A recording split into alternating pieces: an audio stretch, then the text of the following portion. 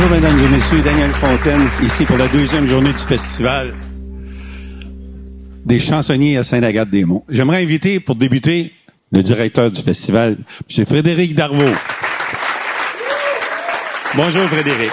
Bonjour. Hey, mon cher Dan, comment ça va? Bonjour, ça va très bien, merci toi-même. Oui, ça va très Comment bien. va ton festival à date? Ça va bien. Ton festival, c'est toi qui l'as mis au monde. Oui, je sais, mais c'est maintenant... Pas mon festival. C'est toi qui s'en occupe aujourd'hui. Tu as pris la relève. Une belle équipe, hein, avec Morgane Aubuchon, avec Alexandre Gélina, avec la direction technique, avec... Bon, alors on grandit, on essaie de faire des initiatives comme ce podcast-là.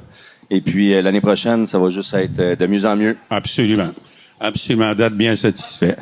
Merci de nous donner la chance de réaliser un podcast comme ça. Ben, c'est un grand plaisir. Parce que pour nous, le côté culturel est vraiment très important. Oui, puis tu as des super invités. Alors moi, mesdames, là, sans plus attendre, je te laisse à ton podcast. Merci beaucoup, Frédéric, et bonne continuité pour ton festival. Merci, Dan. Merci. Aujourd'hui, comme invité, Claudel et Dom Lebeau.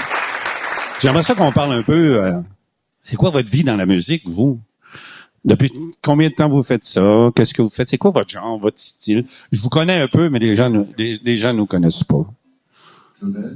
Claudel, on t'écoute. Qui commence? On t'écoute. Il y avait beaucoup de questions. Attends, là. Oui, c'est beaucoup de questions. C'est vaste. C'était vaste. C'est une question ouverte qu'on dit. Je suis une auteure, compositrice, interprète. Je fais de la musique depuis toujours. OK. Depuis que je suis née. Okay. Puis, non, mais mettons, je joue de la guitare depuis que j'ai 10 ans. Fait que j'ai vraiment... fait ça depuis que je suis jeune, là, puis je chante, puis à partir de 18 ans, j'ai vraiment commencé à composer mes chansons, puis là, à jouer dans les bars à Montréal et tout. OK. Puis comme auteur, compositrice, interprète, là, fait que je faisais mes shows à moi avec mes tunes que j'avais composées. Puis ça a commencé de même, puis à rencontrer des gens, m'entourer de gens qui font de la musique aussi. J'ai un parcours qui est autodidacte, là, j'apprends par moi-même tout ce que je fais. Puis étrangement, je me suis entourée de plein de monde qui ont été à l'école, à l'université, fait que ça m'a amené vraiment beaucoup de une autre façon de voir la musique, d'apprendre des nouvelles connaissances en fait là. Fait que c'est ça, c'était vraiment intéressant. Mais quand on est auteur-compositrice, pour trouver des engagements pour des spectacles, tu dois t'informer, tu vas voir les salles ou... Ouais, j'ai toujours fait... je suis indépendante, là. J'ai pas de gérant ou gérante, j'ai pas de maison de disque non plus. Fait que ça fait depuis toujours que je suis indépendante.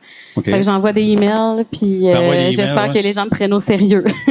Puis ça marche pas toujours, parce que souvent, ils préfèrent que tu sois représenté, mais...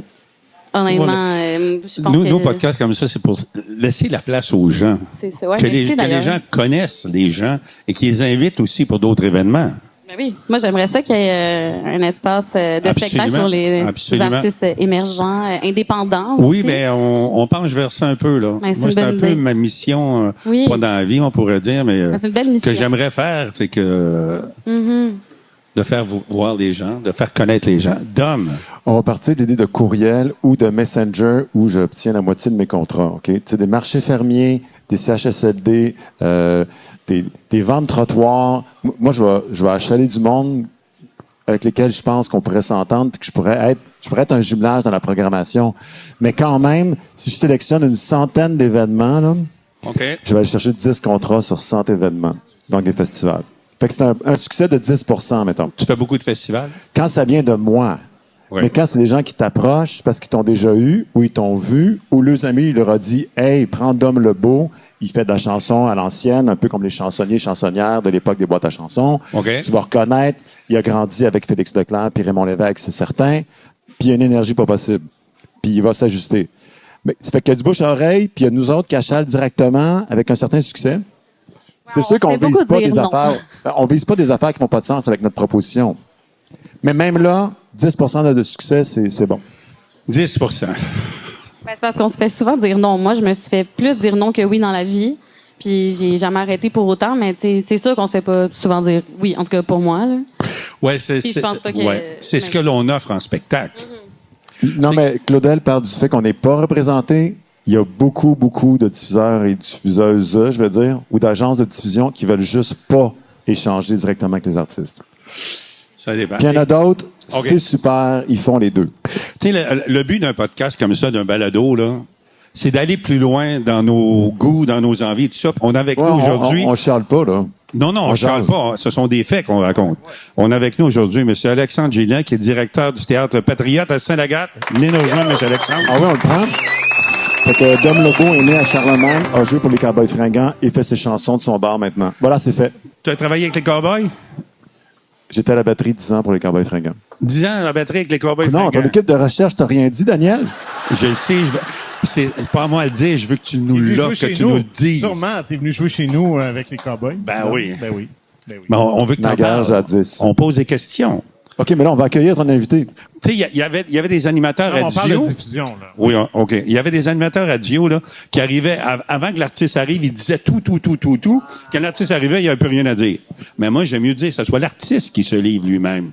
Merci, Dom. Oui, puis sinon, l'autre chose que tu ne fais pas, heureusement, tu sais, tes questions sont ouvertes, tu nous envoies un petit peu sur ci, sur ça, oui. Mais tu sais, donner toute la réponse, puis là, l'artiste fait « Oui, c'est cela ». C'est pas intéressant pour les gens. C'est ça. Ça va bien, Alexandre. Merci d'être avec nous. Ben, les jeunes émergents aujourd'hui, toi, tu as une salle de spectacle qui produit les artistes connus, établis. En fait, ce qu'il faut avoir... On m'entend? C'est bon? Ah, celui-là? On va faire ça comme ça. Ah, voilà. Ouais. C'est pour ça que les diffuseurs dans le réseau, genre des diffuseurs reconnus par le Conseil des arts et des lettres du Québec, membres de Rideau, tout ça, ils ont leur grande salle, mais ils ont aussi une petite salle d'à peu près 120, 150 personnes. Mais c'est important, justement, pour laisser la chance à des artistes de venir se produire. Parce que moi, dans ma salle de 550 personnes, là, je ris parce que je vois le maire qui est là. Puis, il sait parce que j'y en parle souvent. Que tu demandes ta salle depuis longtemps, ta petite salle. On a déjà une grande salle. Non, mais pour vrai, pour qu'on puisse remplir notre mandat comme il faut, pour laisser une place à la relève. Oui. Je peux pas accueillir des shows de la relève dans une salle de 550. C'est impossible. Non. C'est impossible. Donc. Ce serait pas bon pour le moral, de toute façon. Exactement. Si tu as 500 places puis tu as 102 personnes à l'avant, la moitié c'est ta famille. Tu Donc, bien. Tandis que tu as une belle salle de 150 personnes puis tu as rempli avec des gens qui veulent t'écouter. Ouais.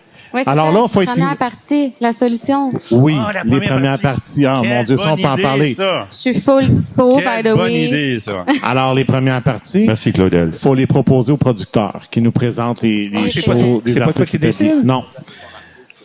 Alors, là, il y a deux affaires. Soit que le producteur nous dit, on va vous proposer, nous, une première partie, qui est souvent, soit dans son écurie, mais dans son équipe.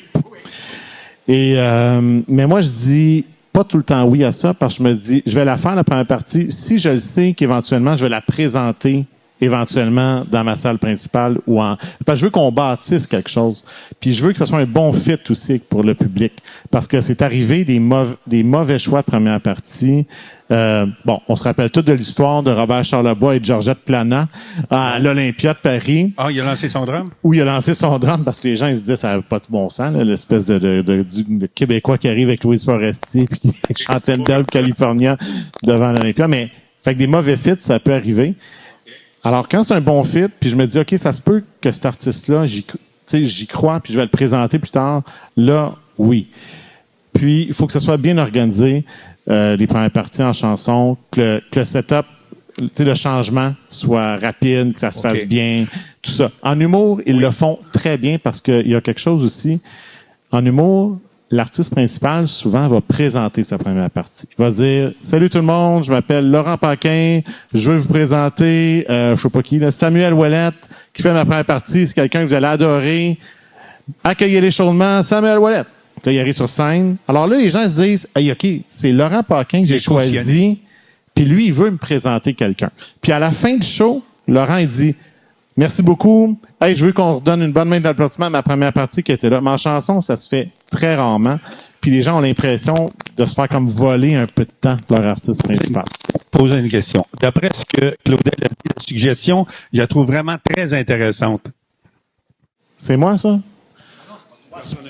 Ah, c'est le micro. Une seconde, prendre le micro. On a juste un petit problème de micro. Alexandre, Claudel, sa suggestion, je trouve ça vraiment très intéressant. Est-ce que ça pourrait que chez toi, que tu décides, toi, tu as des gens que tu aimes beaucoup dans ta région, que tu aurais tes premières parties, que tu pourrais suggérer, coller avec un style qui ressemble un peu?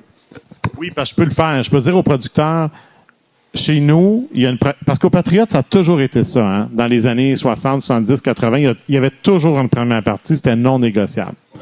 Fait qu'on se dit, chez nous, au Patriote, vous avez une première partie que Yves ou Percival choisissaient. Puis c'est comme ça que Claude, tu sais, Dubois, puis il y en a plein là qui ont commencé comme ça.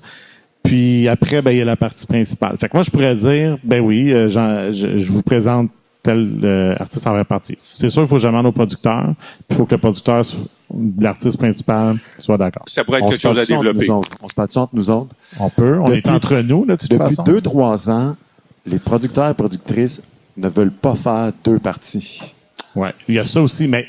Fait que là, toi, tu veux vendre la bière. Non, mais toi, tu veux vendre la bière. Tu veux que l'artiste fasse 2 parties ou qu'il y ait un artiste qui ouvre. Puis là, les diffuseurs, vous êtes pognés avec ça, vous autres, depuis 2-3 ans. Ouais. C'est ça que j'entends. Ah non, on a de la misère d'avoir une pause. Fait qu'on vend plus de chips. Il n'y a plus d'entracte. Il n'y a plus d'entracte. Non. Est-ce que ça vient un peu du public? Peut-être. Réponds. Ça dépend. Il y a plusieurs publics. C'est pas venu du public. Moi, je pense que c'est venu de la proposition spectacle qu'on avait, l'artiste principal qui disait, moi, je veux pas d'entracte parce que mon show s'y prête pas, parce que j'ai une montée, c'est sûr de rebuilder. Ça, je respecte ça. Là. Le choix artistique, je le respecte. Puis finalement, les gens sont habitués à ça. Puis honnêtement, les gens chez nous me disent, quand il n'y a pas d'entracte, good, il n'y a pas d'entracte. Ouais. Parce que il rentre moins tard. Ouais, c'est ça. Il rentre moins tard. Ouais. Aussi, peut-être que l'artiste, avec une deuxième partie, remonter sa salle, peut-être qu'il trouverait ça un peu difficile aussi. Ben, en fait, il faudrait faire une première partie, puis après ça, un show, il n'y a pas d'entracte, là, tu sais. Direct, c'est ça. Okay. Mais ce qui m'étonne toujours, c'est souvent quand il y a des artistes qui ont été connus en faisant les premières parties, qui aujourd'hui refusent de faire les premières parties. On ne nomme pas de nom. Non, mais il y en a. OK. Claudel, j'aimerais revenir à toi. Oui. Tu dis ta suggestion de première partie. As-tu déjà fait des premières parties? Oui, j'ai déjà fait ça. Oui, c'est vraiment le fun, justement. Qui t'avait fait? Qui t'a fait comme première partie? Saratoga, j'ai Joseph Edgar, Catherine Durand, Amélie... il y en a d'autres, là, mais je m'en souviens plus trop. Là. Ça fait longtemps que j'ai pas fait ça. Là, pour mais ça aide de faire les premières parties. Ben, c'est sûr, c'est comme il y a déjà du monde. C'est comme facile de cette façon-là parce que tu te fais découvrir. Tu sais, Mané, j'avais fait Pop Montréal dans une crowd anglophone. Les autres, ils me connaissent pas du tout. Puis c'est pas un public vers lequel je vais nécessairement aller parce que je chante en français. Puis c'était sold out pour le band d'après moi. Pour les 2 bands après moi, on était 3. Puis j'ai joué devant une salle pleine, là. C'est vraiment le fun pour ça. Puis après ça, tu sais, les gens ils sont intéressés. Il y en a qui aiment ça, puis ceux qui aiment ça, ben ils suivent après, tu sais. Mais c'est un sujet intéressant. Nous, on en parle beaucoup là, à Rideau, en diffuseur des premières parties. C'est un sujet d'actualité. On en parle vraiment beaucoup. Puis il y a même des diffuseurs qui sont mis ensemble pour dire nous. Dans nos salles, il va en avoir des premières parties. Puis ils sont allés rencontrer la SODEC, puis le Conseil des arts et des lettres du Québec. Même la SODEC a dit on va vous aider à absorber le cachet de la première partie, le cachet exorbitant pour la première partie. Mais quand même, ça se parle. Puis je pense que faut que ça soit bien expliqué au public. Faut que le public les affaires de t'as tel artiste, j'ai acheté mes billets puis on arrive en salle, puis hey, by the way, il y a une première partie ce soir. Ça, faut plus faire ça. Faut que ça soit annoncé. Faut que les gens le connaissent. Okay. Puis il faut que, là, je parle en chanson, que l'artiste principal endosse. C'est très important, ça. Oui. Parce que moi, je peux la présenter. Dire, hey, je vais vous présenter quelqu'un avant. Mais quand c'est toi, t'es personne. Moi, je suis personne. Les gens me connaissent pas. Mais mais l'artiste principal, quand il endosse sa première partie, je vous le dis, là, ça fait toute la différence du monde. OK. Donc, ça veut dire qu'il faudrait peut-être une publicité pour dire que si on veut aider les jeunes de la relève, c'est leur laisser faire les premières parties des grands artistes. Oui. Que ça soit convenu. Oui. Écoute, c'est facile aux patriotes, tu sais. Tu dis, nous, c'est dans notre ADN, c'est dans notre choix. On s'affiche, on fait partie d'un groupe de diffuseurs qui le font. On croit à ça, c'est comme ça qu'on découvre des beaux talents. C'est un cadeau qu'on vous fait. Tu sais, tout est dans la façon de présenter. Absolument. Puis, en plus, les gens sont déjà là, ils ont comme pas le choix d'écouter, là. Puis aussi... Non, mais en tout cas, moi, pour mon expérience, quand je vais voir des shows, souvent, ils disent pas c'est qui la première partie, ou des fois, je le connais pas, ou je la connais pas. Puis c'est comme ça que j'ai découvert plein d'artistes, finalement, que j'aime vraiment beaucoup aujourd'hui, là. Il y a rien de pire d'arriver dans une show, tu dis, ah oui, OK, il y a une première partie. Ah. Ben, il y a pas un bon fit, ça, c'est pas bon. Ouais, non. c'est pas annoncé, il n'y a pas un bon fit, puis l'artiste l'endose pas. Ça, c'est les 3 conditions, je pense, à réaliser. OK. J'aime vraiment l'idée des premières parties. J'avais jamais pensé à ça. Moi, je suis chansonnier, je suis seul à chanter toute la soirée. J'ai pas connu ce côté salle à billets. Toi, t'as connu des salles à billets. Attends un peu, parce que moi, j'ai vraiment une drôle d'anecdote, là. Vas-y. Je reçois un courriel un après-midi, on me dit « Aimerais-tu ouvrir pour les 3 accords? » Moi, je suis peut-être drôle là, quand je parle, mais c'est pas vraiment volontaire. Mes chansons sont pas dans le genre du tout. Puis je dis « Oui, c'est quand? Ce soir. » Fait que là, je vais revirer à Sainte-Martine. C'est un public, je vais le dire, de Budweiser. Mais j'ai choisi mes chansons, la façon que je les ai présentées, je me suis très bien défendu. Puis 2 jours après, j'ouvrais aussi pour eux, mais dans une salle super, je vais dire bien straight, là, tu sais, un beau théâtre là, avec des beaux sièges bien placés, bien droits. Puis là, j'avais pas la même attitude. J'ai fait un peu plus chanson que je vous anime pour pas me faire picher des bouteilles de bière. Tu sais. Ça, c'est mon anecdote sur les 3 accords. C'est très bon. Les plateaux doubles ou triples, ça se peut-tu, ça, Alexandre? Oui. Des plateaux, c'est quoi ça, des plateaux? Plateau double, c'est j'invite 2 artistes ou 2 groupes, puis je vous propose 2 fois 45 minutes ou quelque chose comme ça. Une soirée avec 2 artistes. C'est un plateau double. OK. Ça peut se faire. Chez nous, je le fais pas parce que c'est trop grand. Mais dans les salles qui se prêtent, c'est un moyen vraiment que beaucoup de diffuseurs qui ont de présenter la relève. Les plateaux doubles, c'est payant, ça. Une dernière affaire. Okay, Est-ce qu'on c'est pourrait... payant artistiquement, je veux dire. C'est payant artistiquement. D'accord. Est-ce que ce serait possible, là, en imaginant ça comme ça, de faire une soirée seulement de relève, 7-8 artistes de relève, de leur donner une belle salle, trouver un intérêt? Comment on ferait pour intéresser les gens? La difficulté, là, c'est tout le temps d'amener du monde dans la salle. Une fois qu'ils sont là, sont comblés, sont heureux, ils se disent « Hey, on a-tu passé une belle soirée? » Mais la difficulté, c'est de les amener qui payent puis que ça soit dans la salle. As-tu, toute une saison, t'as des abonnés? Oui. Tu peux-tu faire 2 soirées découvertes, mettons? Oui. C'est ça. Pas 18 soirées découvertes? Mais que vous avez de belles idées. De bonnes idées. On travaille dans ce milieu-là, Daniel. Je sais, j'entends et je trouve de belles On pourrait faire une soirée ou 2 découvertes des artistes des Laurentides. Daniel, je te propose la dernière chanson. L'idée, c'est qu'il faut pas que ce soit la dernière chanson. OK, les humains, il faut pas se rendre là.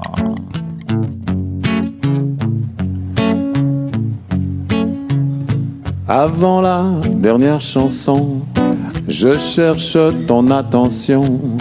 J'ai un message à livrer. Il pourrait t'intéresser. Me donneras-tu le temps? M'accorderas-tu un moment pour écouter cette histoire à raconter avant la dernière chanson? Avant la dernière chanson. Pendant la dernière chanson, si j'ai bien ton attention, je pourrais te partager quelques-unes de ces idées. Me donneras-tu le temps? M'accorderas-tu un moment pour écouter cette histoire à raconter pendant la dernière chanson? Tu comprends le pattern? Pendant la dernière chanson. Après la dernière chanson, quand les humains s'éteindront, c'est que nous aurons échoué. Nous n'aurons pas su changer. Il y aura bien d'autres chants, celui des oiseaux et du vent, mais personne pour écouter, ni l'histoire à raconter. Après la dernière chanson, après la dernière chanson. Avant la dernière chanson, je cherchais notre attention, car le message que j'ai, il est pour l'humanité. Se donnera-t-on le temps? S'accordera-t-on un moment pour corriger cette histoire à raconter? Je cherchais notre attention avant la dernière chanson. Avec le public, avant la dernière chanson, avant la dernière chanson.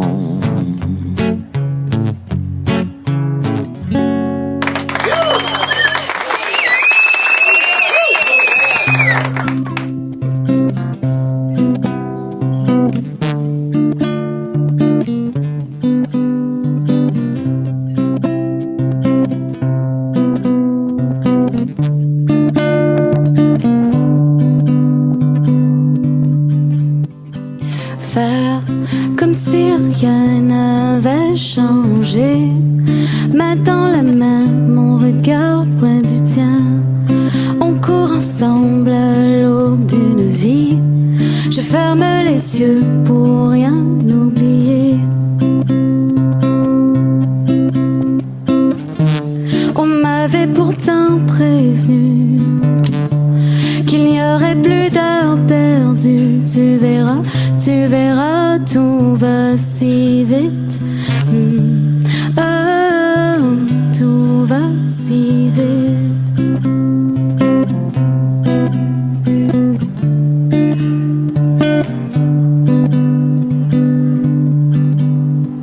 N'éteins pas la lumière cette nuit. Je dois m'accrocher à tes bleus, car je sais pas où me perdre. J'ai si peur de m'oublier. On m'avait pourtant prévenu qu'il n'y aurait plus d'heures perdues. Tu verras, tout va si vite. Oh, tout va si vite. Tu verras, tout va si vite. Oh, tout va si vite.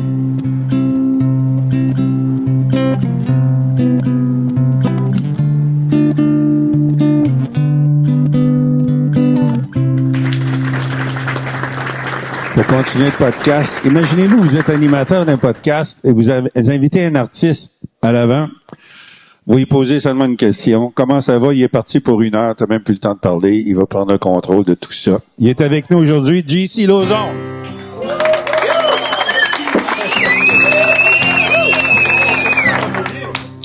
Oui, c'est vrai que ça peut me ressembler, ça.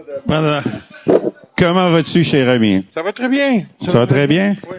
Content de t'accueillir ici. Étrangement, on dirait que j'ai le trac un peu.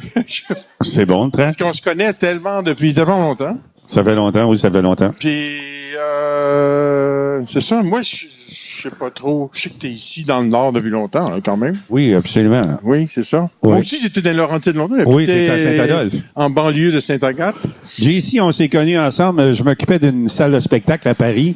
Puis, il y avait beaucoup de Québécois qui passaient là-bas, qui venaient nous visiter. Puis, à un moment donné, JC est arrêté. Lui, il s'en allait. Il était géo dans le Club Med. Il s'en allait travailler en Grèce, je crois. Oui, c'est ça. Il s'en allait travailler en Grèce. Là. Oui. Fait que là, on s'est rencontrés là-bas. Puis on s'est dit, bon, on va sûrement se croiser au Québec. Moi, je chantais aux Deux Pierrots dans ce temps-là. Puis JC, après ça... Après ça, Au Club Med, tu faisais quoi au Club Med? Au Club Med, je peux pas tout raconter ce que je faisais, mais je faisais de la voile. Tu faisais de la voile? Ouais. OK. Juste la voile, pas la vapeur, juste la voile. Et je donnais des cours. Puis je faisais... Au fait, le Club Med, ça m'a fait remettre les pieds sur scène. OK. Parce que 6 soirs sur 7 au Club Med, je faisais quelque chose. Un sketch, une chanson, un bingo... on faisait toutes sortes d'affaires au Club Med. Il fallait... Oh, les mains. Oh, les mains. Les crazy signs. Les crazy signs, ouais. Ouais. Puis J'ai eu après... du fun au Club Med. Ben oui. J'ai eu plein de fun au Club Med. Moi, je l'ai fait aussi, un bout de temps avec le Med. Beaucoup de fun. Ouais, puis t'allais là chanter, c'est ça? Moi, je m'occupais des spectacles avec le Med. OK. Comme à Marrakech, des places comme ça, là. On montait des shows, là. C'était super le fun. Après ça, t'es revenu au Québec? Après ça, je suis revenu au Québec, mais je suis pas resté longtemps parce que j'ai eu une offre pour retourner au Club Med. Ben, dans le fond, j'ai pas besoin de parler de ça. Dans le fond, c'est quand je suis revenu du Club Med, je suis allé te voir aux Deux Pierrots. OK. C'est comme ça que les Deux Pierrots, parce que moi, je voulais chanter, je voulais être chansonnier. Oui. Puis je me disais, ah ouais, si tu veux le faire, fais-le. C'est là, c'est le temps. Et j'avais pas beaucoup de chansons, tu sais, non, j'avais pas assez de chansons. Excusez-moi de rire, mais JC, il travaillait au Pierrot. Il commençait son spectacle d'1 heure. Là. T'as 1 heure à faire, puis moi, j'embarque après, je fais 1 heure. JC revient, il fait 1 heure.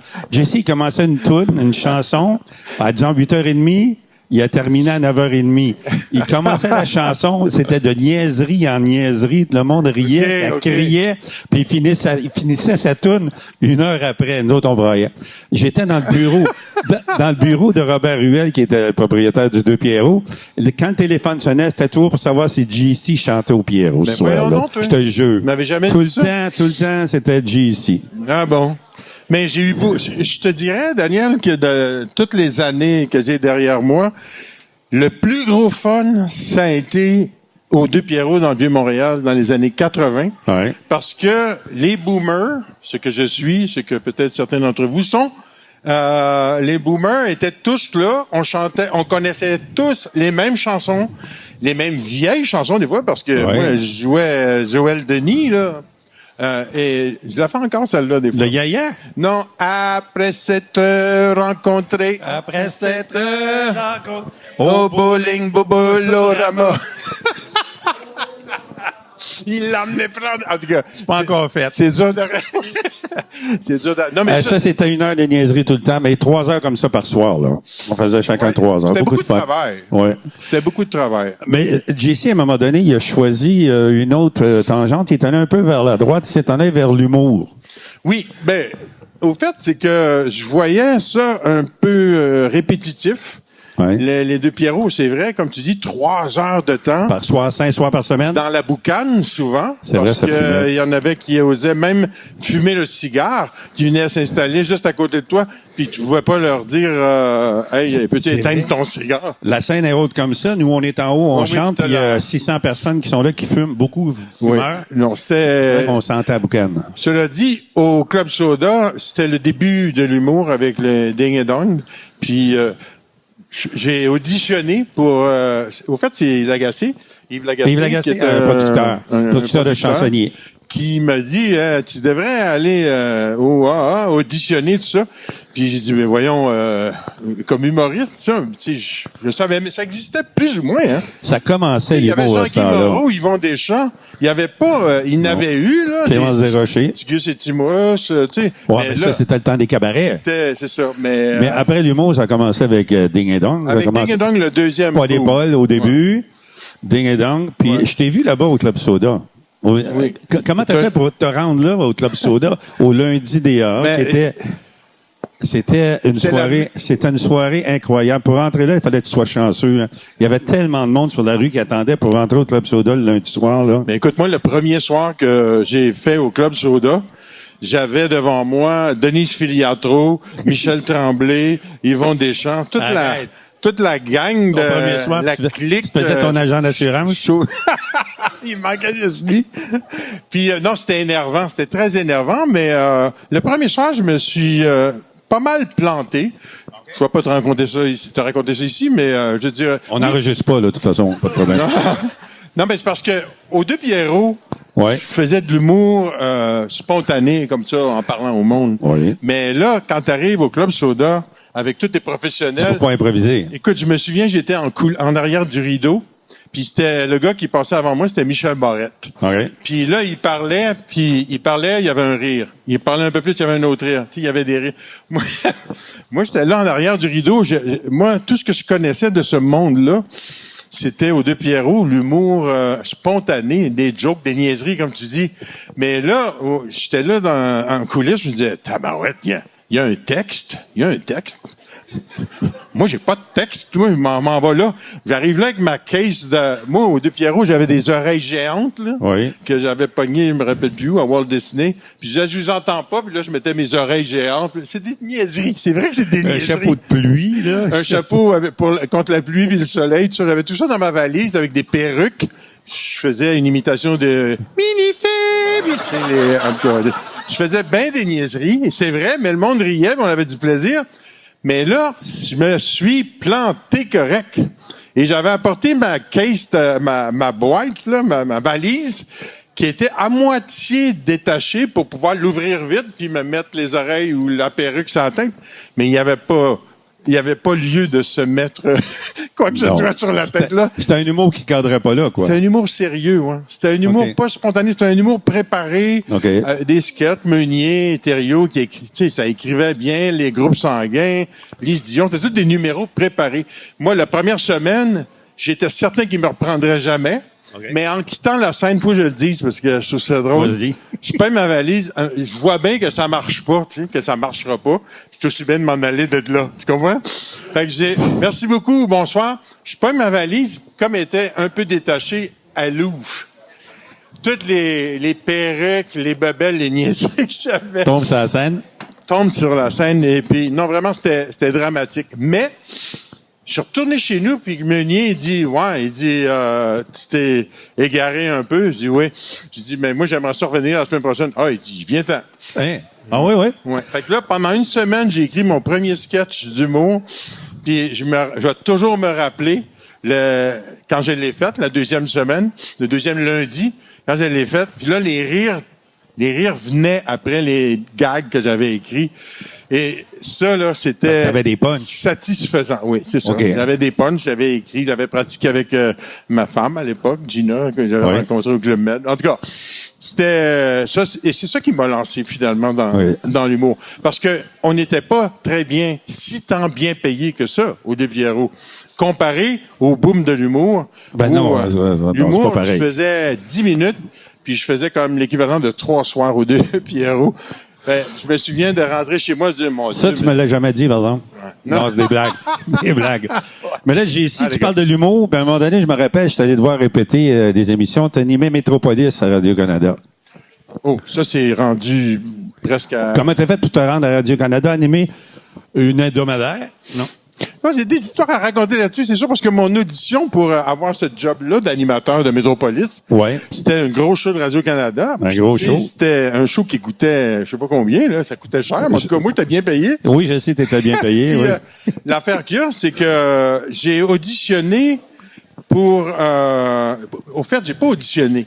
Je suis allé m'asseoir en tant qu'invité c'était Denis Levasseur, qui est le gars des surprises, là, qui était supposé d'être l'animateur de ce talk show, de ce show de variété-là. Okay. Et moi, comme j'étais pas nerveux, il me posait des questions, puis moi, je répondais avec mes blagues de stand-up que je faisais déjà, puis ça a marché au bout. Mais lui, les grosses sueurs, il dégoûtait. Tu comprends? C'était nerveux pour lui. Puis ils m'ont appelé la semaine d'après, ils m'ont dit... Ça te tente-tu de l'animer, ce show-là? J'ai trouvé ça un peu, tu sais, je me suis jamais vanté de ça parce que c'est pas le fun pour l'artiste qui se... Ouais, mais quand même. Je me rappelle une fois, j'étais allé voir JC répéter l'émission. On est dans l'après-midi. Il prépare le show pour la soirée. Puis là, on est là. Puis je me rappelle, JC est à l'avant. Il fait ses présentations. Puis il y a un linguiste dans la salle qui disait, tu peux pas dire ça comme ça. Faut que tu te dises de même. Puis à un moment donné, j'étais assis. Il y a une fille à côté de moi. On se met à jaser, la fille. Puis Elle dit, moi, je veux faire ça de l'humour. C'était Lise Dion. Oui. Elle n'était pas connue dans ce temps-là, puis elle venait te voir, puis elle me parlait de toi. Oui, mais Lise Dion, c'est parce qu'on a commencé au Club Soda en même temps. Mais effectivement, tu m'amènes quelque chose, c'est que à Radio-Canada, tu pouvais pas faire toutes les blagues que tu voulais faire. Et souvent, j'arrivais au show, j'avais 15 jokes, mettons, que je voulais faire en début d'émission. C'était mon rêve. Mais les linguistes de Radio-Canada passaient, puis il m'en restait 5. Il avait enlevé 10 blagues. Ça m'avait impressionné. Là, je disais, pourquoi vous enlevez cette blague-là? C'est parce que ça se dit pas la productrice est bien amie avec la femme de Jean Chrétien. Fait que tu peux pas faire des... C'était le même. T'étais vraiment dans un lieu pas certain, pas safe. Puis là, t'as fait le Métropolis, puis après ça, Virginie, c'est arrivé comment, ça? Ça, c'est une autre affaire, un coup de luck. J'ai été bien chanceux, hein. Merci à tout le monde. J'ai été super chanceux. Parce que Virginie, je voulais pas auditionner. J'ai eu ça faire des auditions. C'est dur, les auditions. T'es nerveux. Puis moi, je suis jamais bon en audition. Mais c'est un producteur qui avait un rôle pour moi dans Virginie, qui m'a réveillé un matin. Moi, je faisais du stand-up. J'étais heureux. Tout allait bien. J'étais en tournée. Mais j'ai dit, écoute, Robert, je veux pas auditionner. Moi, ça va bien, là, comme ça. Oui, il dit, c'est pas une audition. Je te le donne, le rôle. Je te donne le rôle, là. Je suis sorti du lit. Tu me donnes le rôle. Comment tu me donnes le rôle? C'est rare, ça, quelqu'un qui te donne un rôle. Parce que ce rôle-là, en plus... C'est pour toi, quoi. Ah oui. il m'avait vu dans ce rôle-là de chialeux. D'ailleurs, de prof de français. Prof de français chialeux. Et ce qui est bizarre, c'est que sans auditionner, j'ai eu ce rôle-là, puis ça a duré 15 ans. 15 ans? 15 ans. Mais moi, j'ai fait... Ouais, mais il a vu que tu as une bonne culture aussi, parce que je me rappelle, on a fait tellement de tournées et de shows ensemble on avait plein de sujets qu'on pouvait parler. T'étais intéressant à ce côté-là. Ouais, bon. Mais j'étais pas mal cru. Pareil, un peu cru pour Radio-Canada. Ouais. Je t'avouerai que je suis pas certain que je me suis fait que des amis dans le showbiz parce que j'étais trop... Direct? Trop direct, trop cru. Ah oui? Ouais, trop... Qui l'aurait cru? Qui l'eût cru? Qui l'eût cru? Qui l'eût cru? Ici, aujourd'hui, Serge ici, on est venu aussi pour t'écouter, nous raconter de ton cheminement comme ça, mais aussi t'écouter chanter. Oui! Là, je suis content parce que je recommence à chanter. Puis, tu sais, on dirait que tous ces épisodes-là, d'aller par là, là, je suis prof de français depuis 6 ans, là, à Sorel-Tracy. Donc, passer de prof de français de Virginie à prof de français dans la vie? Ouais. Pour moi, c'est une bonne joke, là, pareil, parce que, tu sais, à TV, j'étais un prof de français, mais dans la vraie vie, je suis devenu... Mais là, j'enseigne aux immigrants. J'aime beaucoup ça. À Sorel-Tracy, j'ai beaucoup aimé ça. Mais là, la CAQ a coupé les budgets, puis là, j'ai plus de job. Faut que tu chantes. Faut que je chante. Merci, JC. Merci, Daniel, de m'avoir invité. Merci, un plaisir. Ce qui m'a parlé beaucoup dans cette chanson-là, c'est que je trouve qu'il résume bien le silence et l'ankylose dont on souffre souvent dans les choses qu'on devrait dénoncer puis qu'on n'ose pas dénoncer. Hein? C'est pas aussi drôle que dans le temps des deux Pierrots, là. Veux pas. C'est le fun. Pourquoi je reviens à la chanson, Daniel? Parce que j'ai le goût d'avoir un discours que j'ai le goût de dire. T'sais, parce que souvent, tu sais, Joël Denis, j'adore ça quand tout le monde chante avec moi, mais tout seul chez nous, je me mets pas à répéter ça. T'sais, les paroles, il y a des chansons pour s'amuser, puis il y a des chansons pour dire des choses. Évidemment, des chansons pour s'amuser, c'est plus le fun que des chansons à message, qu'on appelle. Mais Jacques Michel, il disait que, tu sais, ceux qui chialent contre la chanson engagée, ils comprennent pas que ceux qui ont des chansons engagées qui marchent, c'est parce que le public les suit. En tout cas, celle-là, Edmond Meunier, écologiquement vôtre. C'est intéressant.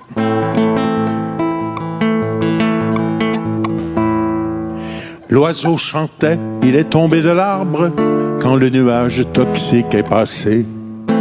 Le petit chat était froid comme un marbre, la main brûlait qu'il l'avait caressé. Le vent portant plus loin la dioxine, on déserta le village après tout. Ça s'est passé bien sûr chez la voisine, car les nuages ce n'est pas pour nous. N'y pensons pas, ici les roses fleurissent dans tous les jardins. N'y pensons pas, c'est hors de cause que ça nous arrive demain. L'écologiste a rôdé sur les plages, cet empêcheur de polluer en rond a bien failli chasser loin des rivages les estivants et en pleine saison. Faut-il vraiment à quelques bactéries sacrifier le commerce de l'endroit ainsi que les profits de l'industrie? La mer immense, chacun y a droit. N'y pensons pas, quoi qu'il advienne, l'eau semble pure au creux des mains. N'en parlons pas pour que reviennent les citadins l'été prochain. Les promoteurs ont envahi les côtes, chassé, rasé les plaines, fait sauter les rochers. Des marinas qui aura la plus haute, laquelle encore nous aura tout caché. La baie n'est qu'un rideau de mastodonte, on a perdu les rivages d'hier, défigurés par le mur de la honte qui passe aussi par notre bord de mer. N'y pensons pas de nos fenêtres, nous embrassons tout l'horizon. La mer est là, il fait bon être, au 10e sur son balcon. Pourquoi craint-on l'énergie nucléaire quand les déchets si loin sont immergés? L'eau de rejet réchauffe les rivières, même en hiver on pourrait s'y plonger. Les bons faiseurs de centrales atomiques aimeraient bien les installer ici. Personne n'en veut plus en Amérique, c'est le moment d'en profiter, merci. N'y pensons pas quand les sinistres se comptent encore sur les doigts.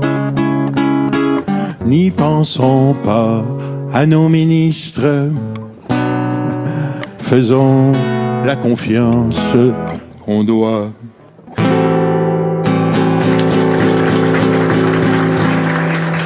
Mesdames et messieurs, pour continuer le podcast, on va maintenant parler municipalité, implication culturelle et tout ça avec le maire de Sainte-Agathe, M. Frédéric Brouet, et le préfet pour les Laurentides, M. Marc Lheureux, qui viennent me rejoindre.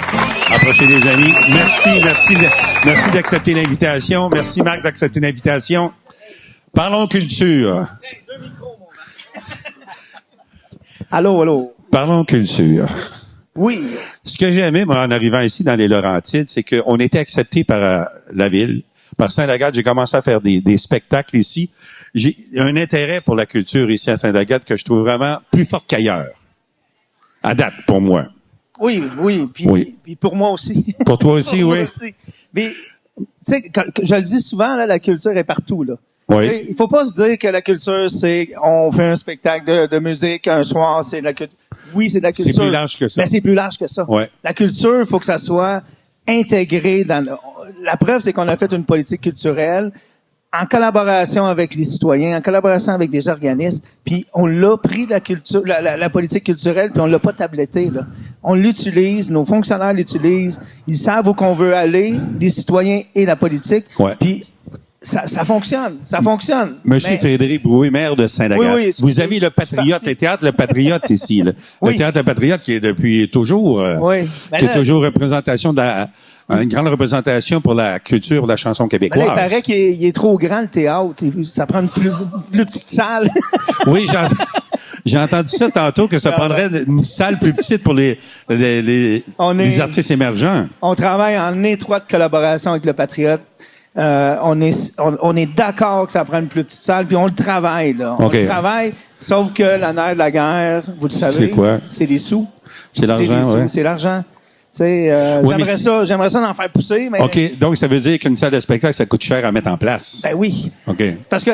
Pas juste à mettre en place aussi. Faut assurer. Tu sais, c'est bien beau de mettre de la brique puis de construire, mais les municipalités, après ça, doivent entretenir ces bâtiments-là. Et c'est là que le bas blesse, on peut dire, en termes de récurrence. Oui, parce qu'il y a des frais qui sont récurrents toujours pour des salles de spectacle et tout ça. Il faut pas oublier, le Patriote appartient aux Agatois-Agatoises. Oui. Géré par Sainte-Agathe-des-Arts, qui est Alexandre, qui est notre directeur général, avec un CA. Okay. Mais la ville de Sainte-Agathe investit beaucoup aux Patriotes. On a eu des projets, des endroits qu'on aurait aimé faire des salles de spectacle plus petits ici dans le centre-ville. Mais une fois rentré dans la salle, mais là, ça prend des gicleurs, la RBQ rentre, la construction, puis c'est correct. Il y a plein de normes encore. Il y a plein de normes. OK. Mais le projet, il est parti. Là. Monsieur Frédéric, posez une question. Un théâtre comme le Patriote, est-ce que ça peut être rentable? Ben oui, c'est rentable. C'est rentable?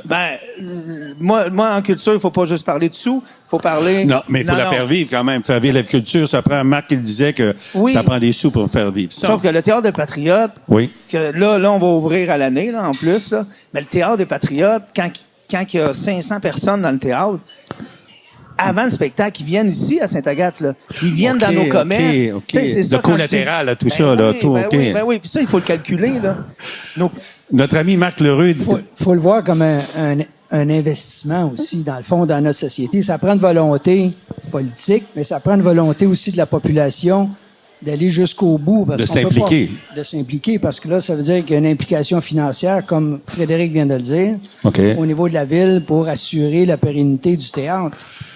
Et nous, on voit les retombées sur la population, ou sur la santé mentale de la population, ou sur la santé de nos commerces. Oui, ça, c'est bien. Évidemment, c'est un tout, ça. C'est ça notre rôle comme maire, parce que, en passant, vous avez dit MRC des Laurentides, oui. C'est la MRC des Laurentides, mais je suis aussi maire de Brébeuf, comme Frédéric, maire d'une municipalité plus petite échelle, où la culture est vraiment différente. Ici, on n'a pas les mêmes moyens. Oui, mais Par vous en contre, faites beaucoup, Marc. Oui, mais Marc, vous avez 20 municipalités et vous êtes préfet pour la MRC des Laurentides. Est-ce que le gouvernement vous aide au niveau d'une enveloppe générale pour une MRC au niveau culturel? Non. Non? Non. Il y a eu de l'aide pour bâtir des politiques, mais après ça, un coup, on a bâti la politique culturelle, il faudrait continuer à mettre de l'argent, mais déjà, les maires des 20 villes, les mairesses des 20 villes et municipalités ont déjà leurs propres enjeux à l'interne de développer leur culture sur leur territoire. De rajouter au niveau régional, on n'est pas rendu là. Okay. Par contre, on peut y aller d'une façon plus régionale, comme là, tantôt vous parliez avec Alexandre, qui est président aussi de Culture Laurentide. Et là, au niveau des préfets de la région 15, la région des Laurentides, il y a des enveloppes qui sont disponibles, qu'on a travaillé fort, nous, comme préfet, pour trouver un peu d'argent pour aider les diffuseurs, entre autres, dans toute la région. Hein. Puis je le sais, il y a eu une rencontre avec le préfet puis Alexandre. On va inviter Alexandre à venir nous rejoindre. Bien, Alex. Parce qu'en plus d'être maire, on a plusieurs chapeaux, puis je suis trésorier de votre organisme, comme vous êtes le président. Je suis président de Culture Laurentide depuis plusieurs années. C'est quoi être diffuseur? C'est quoi être diffuseur? Oui. Oh mon Dieu. Je te dirais, la mission première, c'est d'organiser des rencontres entre l'artiste et son public. On va commencer comme ça. Des belles rencontres mémorables entre un artiste et son public. Okay. Moi, c'est ça ma job. OK. Alors, pour installer ça, il faut une sensibilité, faut une certaine culture, faut de l'émotion, mais il faut aussi des alliés financiers. Puis nous, on est chanceux ici à Sainte-Agathe de compter sur un allié comme Frédéric, la maire, et la MRC des Laurentides aussi, via sa corporation de développement économique aussi qui nous aide. Puis Marc Lheureux, vous l'avez vu, c'est quelqu'un qui est sensible à la culture. Oui. Donc, c'est ça. Il faut des alliés, puis il faut des clients, il faut des spectateurs, il faut des spectateurs qui nous font confiance. Il y en a ici aujourd'hui. Puis, une fois qu'on a bâti ce lien de confiance entre le spectateur et l'artiste et nous, qui leur offre les spectacles, c'est pas mal la recette gagnante. Là. Okay. Mais ça a l'air facile, mais il faut beaucoup de choses pour arriver à ça. Est-ce que l'avenir semble positif au niveau des spectacles au Québec et tout ça? Moi, je dis que oui. Toi, tu dis oui, Frédéric? Oui. Ah oui. Côté municipalité, là, de plus en plus de municipalités. Juste un exemple, là, dans les marchés publics, là. Oui. Quasiment tous les marchés publics de Laurentides, ils ont un chansonnier, ils ont de la musique. C'est vrai. Il y a de l'animation. J'ai vu à Montcalm, le jeudi, il y a de la musique. Luc Juteau, il a été la semaine passée. Fait que, les villes commencent. Ils s'impliquent. Les villes, là, c'est nos plus grands alliés en culture. Oui. Ça, faut le dire, là. Les villes, là, il y a le Conseil des arts et lettres du Québec qui nous aide. Il y a Patrimoine Canada. Mais les villes, là, c'est nos plus grands alliés. De tous les diffuseurs, là, ils vont tous vous dire la même chose. Ah oui? On parle beaucoup de musique, mais bibliothèque. C'est ça, là, on parle de spectacle. Mais justement, j'allais parler de ça parce qu'au-delà d'une grande salle de diffusion ou de spectacle musical, ce que je dirais, c'est la culture dans les municipalités, puis tu fais bien de l'amener, Alexandre, parce que ça se passe autour d'un parc au départ, autour de la bibliothèque, autour d'un... C'est là que ça se passe, la vie sociale dans une municipalité. Ouais. Puis là, ça peut prendre différentes formes autour de la bibliothèque. La culture, c'est pas juste un spectacle de musique. Non. Ça peut être quelqu'un qui vient raconter l'histoire de sa famille. Le patrimoine fait partie de ça. Justement. Là, j'ai entendu chez nous, à Brébeuf, il y a des petits moyens, mais on a quelqu'un qui s'est impliqué et qui a parlé de la famille, des mariés, en tout cas dans un rang. Un autre est venu parler des numéros de route. C'est vraiment incroyable qu'est-ce qu'on peut faire à petite échelle autour de notre bibliothèque, autour de notre parc, ou autour de... Et c'est là que les villes sont importantes de mettre de l'argent. À Brébeuf, on n'a pas beaucoup les mêmes enjeux, mais on a toujours mis beaucoup de financement à notre bibliothèque et nos loisirs culture. Maintenant, on a une personne attitrée à plein temps, là. On est juste 5 dans la municipalité, là, tu sais. Quand même, c'est assez exceptionnel. Mais la culture, ça fait partie de la qualité de vie des citoyens. Puis quand il y a des gens d'affaires qui s'impliquent aussi, je pense toujours à Diane Cloutier, qui avait la concessionnaire Nissan, qui a été une des premières à croire en nous, puis à nous commanditer, là, le Patriote. En partenariat. Puis elle disait, moi, c'est sûr que vous donnez de l'argent, là, puis mettre mon logo Laurentide Nissan, ça ne fait pas vendre d'auto, là. Ça, c'est sûr. Sauf que ça fait vivre ça aide à faire vivre une salle de spectacle. Il y a des gens qui vont venir s'établir ici parce qu'il y a une vie culturelle riche, dynamique, intéressante. Puis eux autres sont susceptibles après d'aller m'acheter. C'est une longue shot.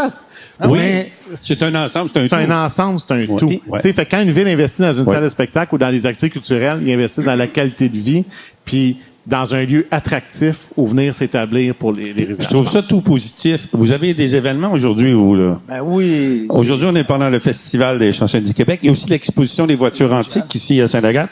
Et monsieur le maire, vous partez pour faire tirer le premier prix. On va faire le coup de cœur. Je trouve ça vraiment le fun. Mais je reviens. Je sens que le niveau culturel est important. La seule chose... Et qu'on s'en occupe. La seule chose que j'aimerais rajouter avant de revenir, la culture là, dans une ville. Moi, ça fait 30 ans, je travaille dans les villes là, comme directeur des loisirs, comme DGA. Là, je suis devenu maire.